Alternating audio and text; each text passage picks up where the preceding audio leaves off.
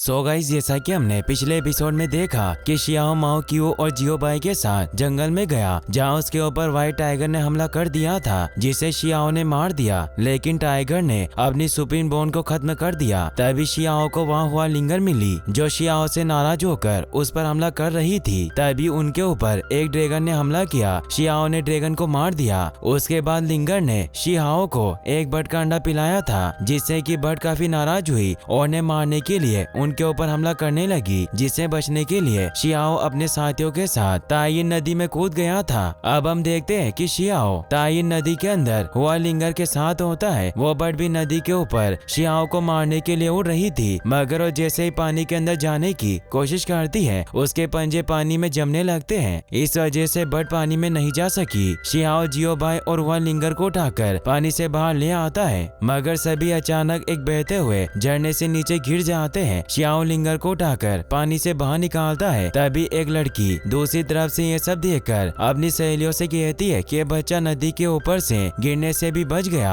और अपने दोस्तों को बचाने में भी कामयाब रहा। इसे देखकर लगता है कि इसकी ताकत और चरित्र दोनों बुरा नहीं है। ये कौन है, इसके बारे में पता लगाओ। दूसरी तरफ शियाओ लिंगर को होश में लाने की कोशिश करता है। तभी वो देखता है कि माओ क्यू जियो बाई को सीपीआर दे रहा है। ये देखकर शियाओ माओ क्यू को पकड़कर लिंगर को सीपीआर देने को कहता है। माओ क्यू अपनी मर्जी के बिना लिंगर को सीपीआर देता है, मगर वो होश में नहीं आती। इसीलिए शियाओ अपनी पावर से उसे जगाने की कोशिश करता है और अपने दोनों हाथ उसकी चेस्ट पर रख देता है, जिससे कि लिंगर होश में आ जाती है। मगर वो शियाओ के हाथ अपनी चेस्ट पर देखकर उसे जोर से चाटा मारती है। शियाओ से कहता है कि मैंने तुम्हें बचाया है, तुम मुझे क्यों मार रही हो, क्या तुम पागल हो। लिंगर कहती है कि तुम इसी के लायक हो और फिर से शियाओ पर हमला करने लगती है। शियाओ उसके हमले से बचकर कहता है कि अगर तुम नहीं रुकी तो मैं तुमसे लड़ूंगा। ये सुनकर लिंगर हमला करना बंद कर देती है और शियाओ से कहती है कि मैं तुम्हें नहीं देखना चाहती, और वहाँ से चली जाती है। शियाओ कहता है कि मैं भी तुम्हें नहीं देखना चाहता था, वो तो तुम मुझे यहाँ मिल गई, मुझे अभी दूसरी पूर्वजों की जमीन पर जाना है। शियाओ और हुआ लिंगर दोनों को वहाँ से जाते समय एक दूसरे की याद आती है। शियाओ जब लिंग पहाड़ी के पास से गुजरता है तो उसे एक लड़की देख रही होती है और अपने साथियों से शियाओ पर हमला करने को कहती है। शियाओ उनके हमले को रोकने के लिए ब्लू स्केल ट्रिक का इस्तेमाल करता है, मगर तभी उन लड़कियों की लीडर जियायुयू बीच में आकर शियाओ के हमले को रोक लेती है। शियाओ जियायुयू को पकड़ लेता है और उसे पूछता है कि बहन तुम मुझ पर हमला क्यों कर रही हो। जियायू मैजिक की मदद से शियाओ के हाथ से निकल जाती है और शियाओ से कहती है कि तुम अभी छोटे हो, पर तुम्हारी ताकत समुद्र की लहरों की तरह बढ़ रही है, तुम अकेले कहाँ जा रहे हो। शियाओ कहता है कि मैं अनुभव की तलाश में महान जंगल जा रहा हूँ। जियायू कहती है कि हमने तुम्हारा पीछा किया था, हम बस तुम्हारी पावर देखना चाहते थे, लेकिन मुझे उम्मीद नहीं थी कि तुम इतने छोटे और तुम्हारी पावर इतनी ज्यादा होगी। और वो शियाओ को एक बेस देकर कहती है कि ब्यूटियन पवेलियन में नए स्टूडेंट रजिस्ट्रेशन के वक्त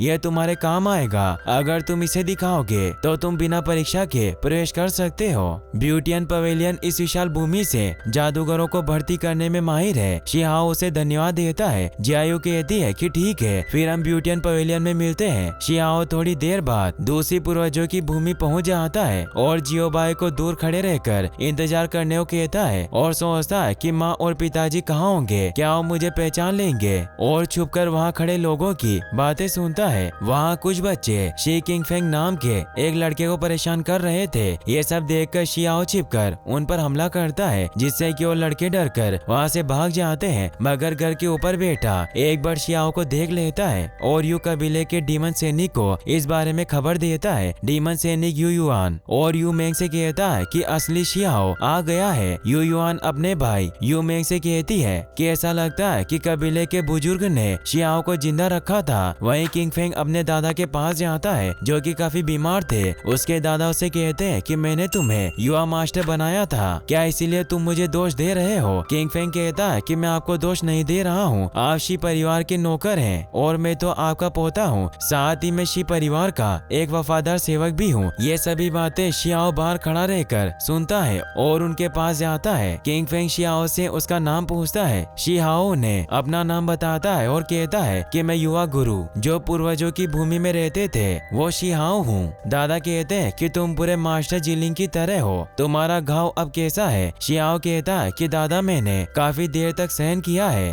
अब आप आपको मेरी हालत के बारे में चिंता करने की कोई जरूरत नहीं है। मेरे एक मुक्के का वजन लाख कोटियों का है। शियाओ किंगफेंग के पैर पर लगी चोट को देखकर कहता है कि क्या उन दुष्ट सेवकों ने तुम्हारे साथ ये सब किया है? दादा कहते हैं कि वो सेवक गद्दार से ज्यादा कुछ नहीं है और असली अपराधी तो यू वंश और ये शी नियांग परिवार है। वो सिर्फ हमें ही नहीं बल्कि दासियों को भी सताते हैं। शियाओ अपने दादा के सामने सर झुकाकर कहता है क्या आपको और किंगफेंग को मेरी वजह से कष्ट हो रहा है और पूछता है कि मेरे माँ और पिताजी कहाँ हैं? मैंने उन्हें यहाँ नहीं देखा। दादा बताते हैं कि जब वो अपने पूर्वजों की भूमि से लौट आए तो तुम्हारे ठीक होने के लिए पवित्र औषधि लेने ताइगू गोड पर्वत पर गए, लेकिन उनके वापस आने के बारे में मैंने कभी नहीं सुना। शियाओ पूछता है कि ताइगू गोड माउंटेन कहाँ है? दादा कहते हैं कि वो पहाड़ बहुत खतरनाक है, तुम वहाँ जाकर उनसे मिलने का जोखिम मत उठाओ। शियाओ उनसे कहता है कि क्या आप दोनों यहाँ से बाहर नहीं निकलना चाहते हैं? आप मेरे साथ स्टोन विलेज चलो, वहाँ सभी तुम्हारे साथ अच्छा बर्ताव करेंगे। मेरा पालन पोषण भी वहाँ हुआ है। दादा कहते हैं कि सुनकर आखिरकार मैं राहत महसूस कर रहा हूँ। तभी डीमन सैनिक वहाँ आते हैं जिसने घर को चारों तरफ से घेर लिया था। शियाओ घर के बाहर जाता है यू मेंग सैनिकों से कहकर सभी को मारने को कहता है। शियाओ अकेला ही सबसे लड़ने लगता है और सभी सैनिकों को मार देता है। जब कोई सैनिक नहीं बचता तो यू मेंग खुद शियाओ पर हमला करता है। शियाओ सोचता है कि मैं अभी प्राचीन सी ट्रिक का इस्तेमाल करता हूँ, मगर उसके लिए मुझे सही समय का इंतजार करना होगा। तभी यू युआन भी वहाँ आती है और अपने भाई मेंग से कहती है कि जो मरने वाले लोग हैं तुम उनके साथ समय क्यों बर्बाद कर रहे हो, और दोनों मिलकर अपनी पावर से शियाओ के ऊपर हमला करते हैं। यू युआन जब अपनी बर्ड पावर से शियाओ पर हमला करती है तो शियाओ के दादा बीच में उसे रोक लेते हैं और उनकी मृत्यु हो जाती है। उन्हें मरता देख किंगफेंग और शियाओ रोने लगते हैं। शियाओ कहता है कि जिन भी लोगों से मैं प्यार करता हूँ तुम उन्हें एक एक करके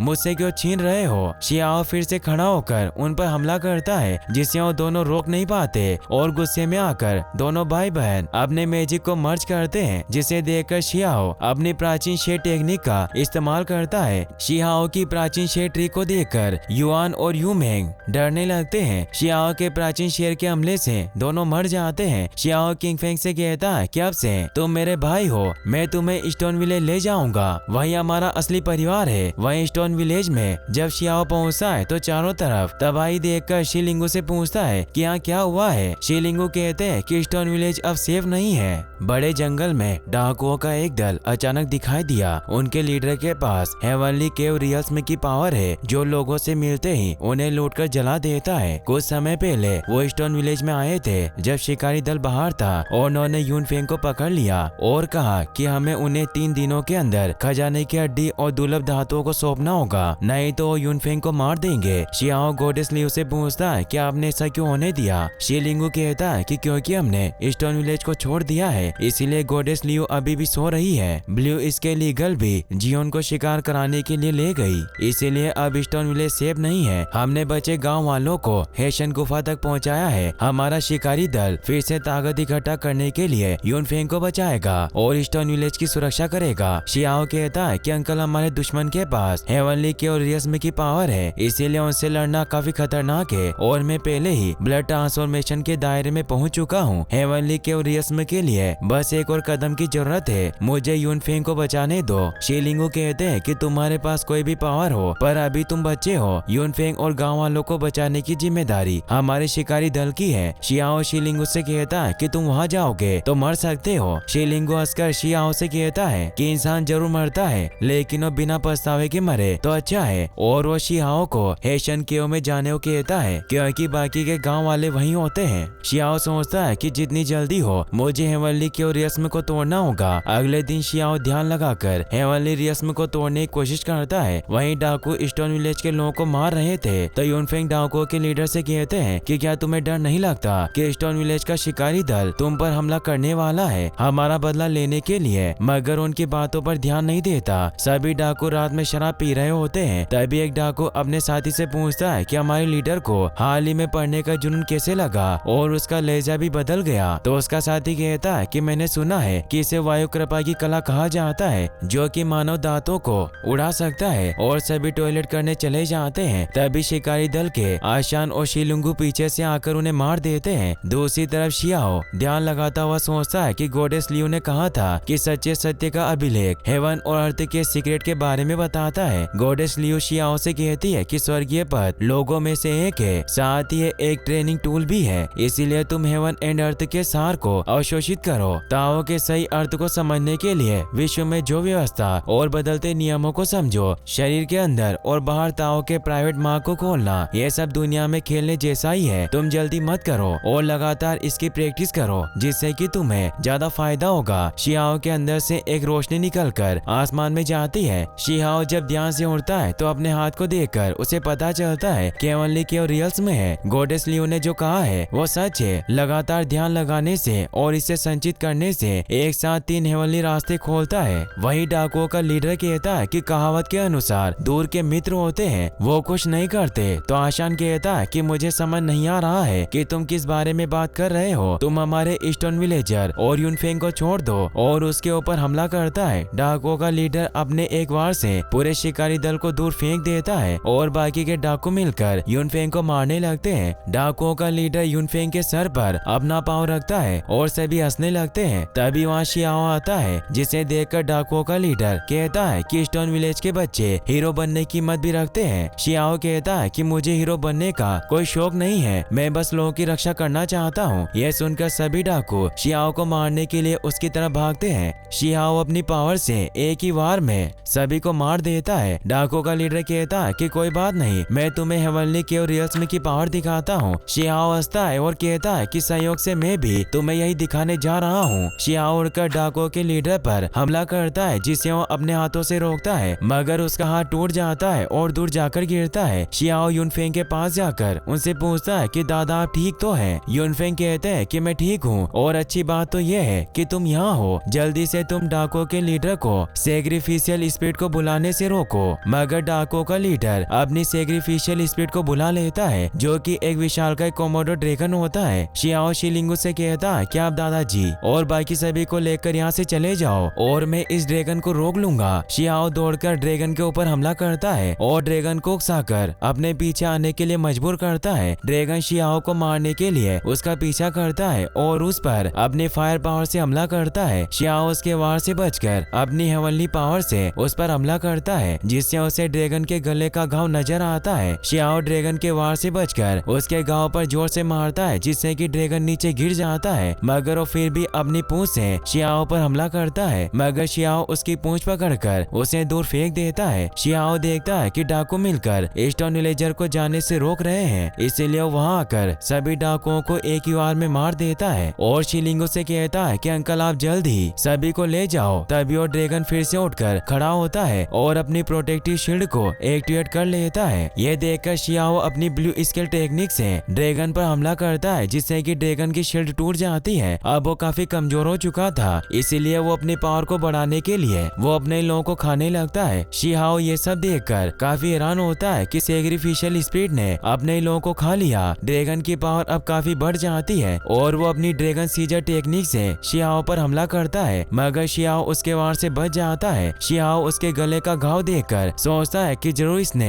पहले एक हड्डी का खजाना खाया होगा, क्योंकि वो अपने शरीर के अंदर एक मजबूत हड्डी विकसित करना चाहता था। वो ड्रैगन शियाओ पर हमला करने के लिए आगे बढ़ता है, तो शियाओ अपनी प्राचीन सी टेक्निक से उस पर हमला करता है, जिससे कि ड्रैगन कमजोर होकर मर जाता है और मरते समय शियाओ से कहता है कि जियो जीटियन तुम्हें नहीं जाने देंगे। शियाओ भी काफी कमजोर हो चुका था, मगर फिर भी वो ड्रैगन सीजर को अपने पास रख लेता है। यूनफेंग भी वहाँ आने लगते हैं, मगर तभी शियाओ बेहोश हो जाता है। यूनफेंग शियाओ को अपने साथ ईस्टर्न विलेज ले जाते हैं और कहते हैं कि शियाओ का धन्यवाद, इस बार इसने बुरी आत्माओं और डाकुओं से गांव की रक्षा की। और वो सभी से कहते हैं कि आज से शियाओ ईस्टर्न विलेज का रक्षक है। जोंगबाओ किंगफेंग से कहता है कि आज से हम एक परिवार हैं, अब से ईस्टर्न विलेज तुम्हारा भी घर है। तभी शी कहती है कि मैं भी तुम्हें किंगफेंग भाई कहूंगी। शियाओ बेहोशी की हालत में यूनफेंग से कहता है कि दादा मैं जानवरों का दूध पीना चाहता हूँ। इसी के साथ ये एपिसोड यहीं पर खत्म।